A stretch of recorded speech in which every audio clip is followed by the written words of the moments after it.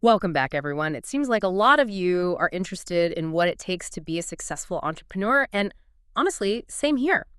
So we thought we'd take a deep dive into this podcast script we found called Unlocking Entrepreneurial Greatness. Ooh, sounds interesting. Yeah, and it really starts with a question, one that we've probably all asked ourselves at some point, and that is, what's holding you back? That's such a good starting point Mm. because I think a lot of times it is something inside us, holding us back. Totally. And the script jumps right into that, using some really great examples from entrepreneurs who well, they definitely didn't let anything hold them back. I love that. Learning from people who've actually done it. Exactly. And the first section is all about the power of vision, and it focuses on Sarah Blakely, the founder of Spanx. Oh, Spanx, of course. I mean, everyone knows Skanks now, but her story is pretty amazing. Yeah, it's really inspiring. She basically started with just a problem, right? She wanted her clothes to look smoother, So simple, but so genius. and she just took action. Cut up her pantyhose, invested her savings, all $5,000 of it, Mhm. and she just went for it. No big business plan or anything. That's so wild. Just went for it. What do you think was I don't know, the most important thing about her approach? Well, she definitely found a problem a lot of people had, that's for sure. Hmm. But I think it's also that she didn't get stuck in the planning phase. Hmm. She just took action, and she really believed in herself. There's this quote from her, "Don't be intimidated by what you don't know." That's so true. That fear of not knowing enough can really be paralyzing. Yeah. And she just went for it anyway. It makes me wonder, how can people, actually get over that fear? That's a tough one. I think one thing that can help is to break things down into smaller steps. Don't think about the whole huge goal. Just focus on like one thing you can do today. And don't be afraid to learn as you go. There are so many resources out there now, online courses, communities, all sorts of things. So true. Okay, so this script doesn't shy away from the tough stuff either. The next section is all about resilience and dealing with failure. Ooh, that's important. Everyone fails, right? Definitely. And this section features Howard Schultz and the story of Starbucks. Starbucks. Everyone loves Starbucks. What's their story? Well, I think a lot of people don't realize that he faced a ton of rejection before Starbucks became what it is today. Really?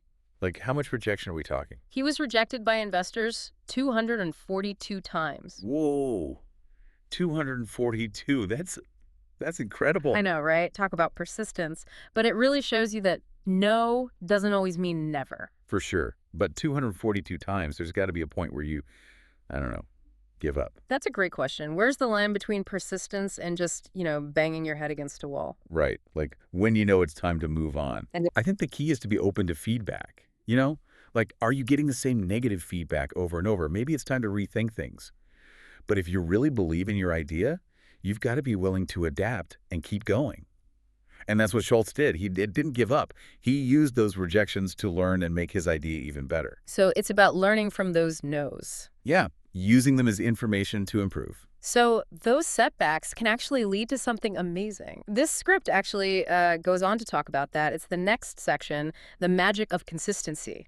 And it features Jeff Bezos and the early days of Amazon. Oh, Amazon. That's a good one.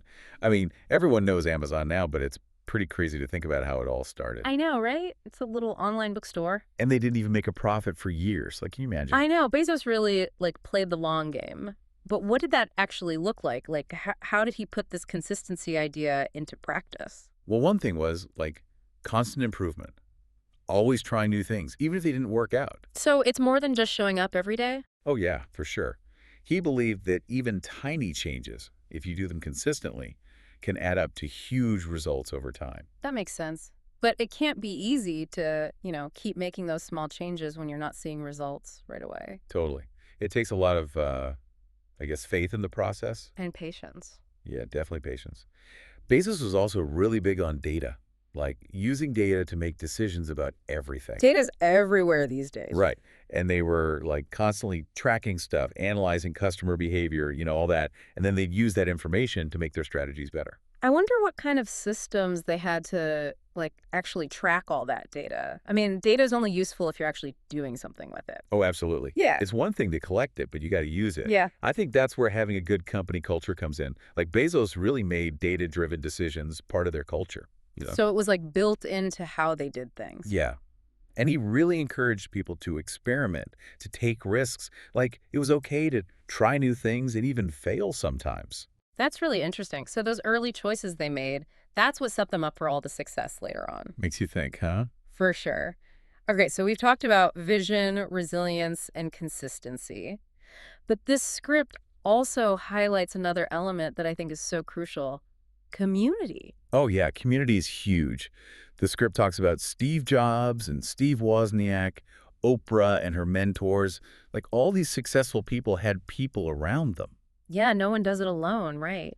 Having those people who can challenge you, support you, offer a different perspective, I can definitely see how that would make a huge difference. It's about having a space where you can bounce ideas around, get feedback, learn from each other's experiences. It could be mentors, business partners, even just a group of friends who are all working towards similar goals. Yeah, having that support system can make all the difference. Definitely. It's like having your own personal cheerleading squad, but also people who will be honest with you and help you grow.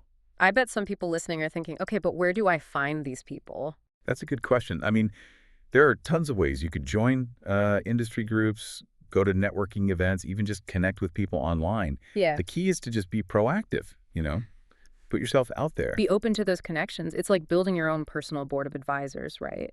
And there's that saying, you're the average of the 5 people you spend the most time with, so you want to choose those people wisely. That's so important. And you know what I really appreciate about this script? It doesn't just like tell these stories and leave us hanging. It actually gives us some steps we can take. Yeah, some action items. I like Oh, that. totally. It encourages us to, identify a problem that we want to solve and then take a step towards uh, addressing it. And to keep learning, like never stop learning. Always be learning. That's key. But I'm curious, what about someone who's, feeling totally overwhelmed? Like, how do they even figure out what problem to focus on? That's a good point. It can be overwhelming for sure. I think it starts with getting really clear on what you're passionate about Hmm. and what bugs you, like what do you wish was different? What keeps you up at night? Those are good questions. Yeah, those are often signs that there's a problem there worth solving. I like that. So finding that problem and then taking that first step, even if it seems small. Exactly. Just getting started is huge. And then, like we said, keep learning, keep adapting. There are going to be challenges for sure, but that's part of the process. So we started with the question, what's holding you back? Hmm. And it seems like a lot of times the answer is, well, it's us, right? Yeah, a lot of times it's those voices in our heads, Hmm. the self-doubt, the fear of failure. Those things can really hold us back. But these entrepreneurs, their stories show us that we can get past those things. Totally. It's not easy, but it's possible. And it's about having that vision, that resilience, the consistency, Yeah. and having that support system, that community around you. All of that makes such a difference.